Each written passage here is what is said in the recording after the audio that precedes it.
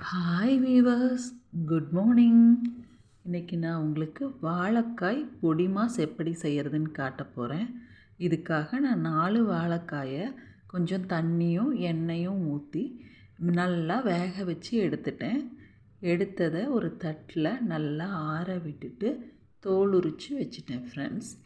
தோல் உரித்த வாழைக்காயை நம்ம கேரட் திருவுறோம் இல்லையா, அதில் பூ போல் திருவி வச்சுக்கோங்க.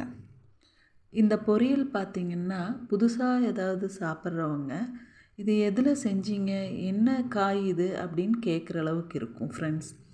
துருவினதை வச்சுக்கிட்டு நம்ம தாளிக்கிறதுக்காக ஒரு பெரிய வெங்காயத்தை பொடியாக நறுக்கியிருக்கேன், 6 பச்சை மிளகாய், ஒரு கொத்து கருவேப்பிலை, கொஞ்சோண்டு துருவிய தேங்காய் போட்டால் நல்லாயிருக்கும் ஃப்ரெண்ட்ஸ்.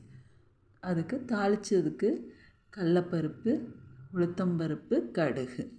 நம்ம துருவி வச்சுருக்கோம் இல்லையா வாழைக்காயை, அது கூடவே தேங்காய் பூவையும் போட்டு தேவையான அளவு உப்பு. இதுக்கு உப்பு கொஞ்சம் கம்மியாகவே போட்டுக்கோங்க, ஏன்னா வாழைக்காய் உப்பு அதிகமாக எடுத்துக்காது.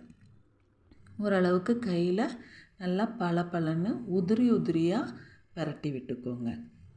ஒரு வடைச்சட்டியில் எண்ணெய் விட்டுட்டு கடுகும் கடலப்பருப்பு உளுத்தப்பருப்பையும் போட்டு பொன்னிறம் ஆகும் வரைக்கும் நல்லா வறுத்துக்கோங்க ஃப்ரெண்ட்ஸ். எல்லாருமே உருளைக்கிழங்குல தான் பொடி மாஸ் செஞ்சு பார்த்துருக்கோம். இது வாழைக்காயில் பொடி மாஸ் டிஃப்ரெண்ட் டேஸ்ட்டில் சூப்பராக இருக்கும், ட்ரை பண்ணி பாருங்கள்.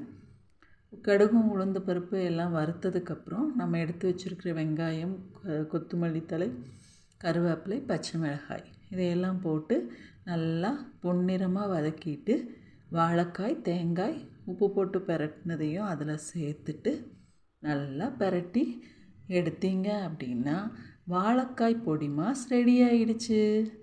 என்னோடய வீடியோஸ் உங்களுக்கு பிடிச்சிருந்தா சப்ஸ்கிரைப் பண்ணுங்கள், ஷேர் பண்ணுங்கள், லைக் பண்ணுங்கள்.